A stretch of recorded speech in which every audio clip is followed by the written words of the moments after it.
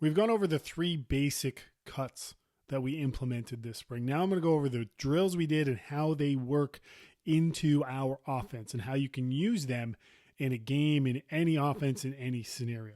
So first and foremost, in the drill we were doing for backdoor cut, we were showing the ball's up here at the 1, player 3 cuts up, player 1 passes to player 3, player 2 cuts to the basket, receives a bounce pass, and goes for a layup. And then we rotate lines. Player 1 goes to where player 2 is, player 3 goes to where player 1 is, and player 2 goes to where player 3 was. That's simple. Next, once again, we're going to have player 1 with the ball. Player 3 is going to flash cut to the foul line. We're going to pass it into player 3. Player 2 is then going to dive, called blind pig, to the basket. A bounce pass, in for a layup. Again, once again, player 3 goes to where player 1 is, player 1 goes to where player 2 is, player 2 goes to where player 3 is. Very straightforward. Now, instead of making a flash cut to the foul line, player 3 is now going to baseline cut. They're going to act as if, oh, my man is not paying attention to me. They're ball watching. I'm going to break to the other side. Player 1 is going to deliver the pass. Now player 2 is going to dive cut to the basket, receive a bounce pass, and lay it in.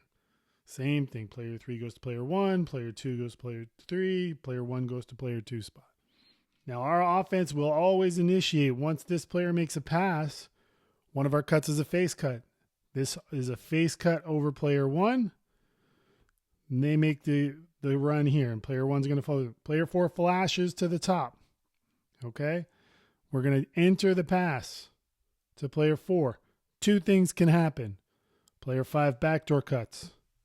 Okay, that's one option. Player 3 back as player 1 vacates. Player 4 is going to be guarded. Player 3 is going to back cut, get a pass. Okay? Or let's look at it a different way. Okay, let's go back to our set in the beginning. Player 1 has the ball. Player 5, we make our pass. Player 4 sees my man's playing too high. They backdoor cut. Pass goes down. Player 3 dives, gets a bounce pass for a layup. Okay? We were playing the Milton Stags a little while ago. And I don't know if you heard me on the bench, but we were trying to enter the pass to player 4 without moving it over to the other side. So we were trying to make this pass. Okay? That's a very hard pass to make. 1. So we were having to move over. We were having to dribble over. We were having to make this pass. We were making that pass repeatedly. So what happens when you're putting player 4 in this position, they don't have a lot of options. So now player 5's here, player 2's here, player 3. Everyone knows the ball is going right here. So they're all loaded up. Now, had we worked on this a little bit more, the option would have been even easier. We still want to get the ball to player 4.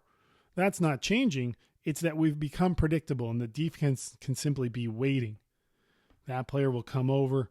When we play a good team, a bigger team than the Milton Stags, they will just either steal that lob pass or they will be waiting for this player to drive.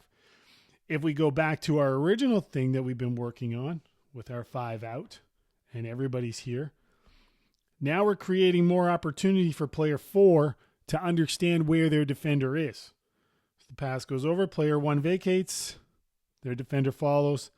Now player 4, the defense has to stay engaged over here. The defense isn't over here loaded waiting. They have to stay engaged. They're attacking. They're locked into the ball. They're chasing the cutter. Player 4 will now cut across. Their defender is on the move. We want to catch the ball when our defender is moving, not when they're waiting. So now player 4 is going to get the ball. Player 1's going to vacate to the corner. Now player 1 is in an attack position. They can go backdoor here, or they can attack on the dribble. They can attack on the dribble. If the defense comes, player 4 can throw it here. Player 3 can dive. We can do all those things that we talked about. We want more than 2 players to touch the ball on every play, and ideally, we want the ball to cross the middle of the floor as many times as we can, which requires the defense to move. So that is a really long-winded way of talking about how we're going to use these cuts we're talking about, or how you can use them in a game. Play hard, have fun, cheer for your teammates.